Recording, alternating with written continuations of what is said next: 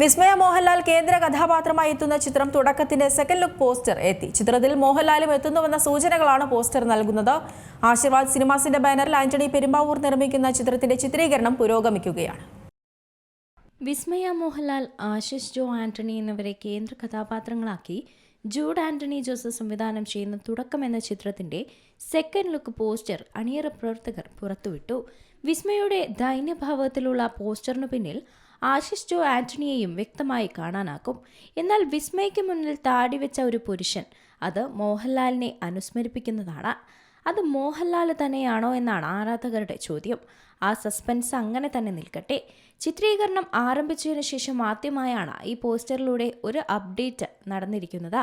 ആശീർവാദ് സിനിമാസിന്റെ ബാനറിൽ ആന്റണി പെരുമ്പാവൂർ നിർമ്മിക്കുന്ന ഈ ചിത്രത്തിന്റെ ചിത്രീകരണം ഇപ്പോൾ കുട്ടിക്കാനം, തൊടുപുഴ ഭാഗങ്ങളിൽ നടക്കുകയാണ്. ഈ സിനിമയുടെ ചിത്രീകരണത്തിനിടെയായിരുന്നു മോഹൻലാലിന്റെ മാതാവിന്റെ മരണം. അതേ തുടർന്ന് ചിത്രീകരണം നിർത്തിവച്ചിരുന്നു. ചിത്രത്തിന്റെ ചിത്രീകരണം ജനുവരി 18 പുനരാരംഭിച്ചത്. ഒരു ക്ലീൻ ഫാമിലി ത്രില്ലർ സിനിമയെന്ന് മാത്രമാണ് ചിത്രത്തെക്കുറിച്ച് പുറത്തുവരുന്ന വിവരങ്ങൾ. അപ്രതീക്ഷിതമായ പല വഴിത്തിരിവുകളും സസ്പെൻസുമൊക്കെ ചിത്രത്തിൽ ഉണ്ടാകുമെന്നാണ് പ്രേക്ഷകർ പ്രതീക്ഷിക്കുന്നത്. സായി കുമാർ, ബോബി കുര്യൻ, ഗണേഷ് കുമാർ തുടങ്ങി നിരവധി താരങ്ങളും ഈ ചിത്രത്തിൽ അണിനിരക്കുന്നുണ്ട്.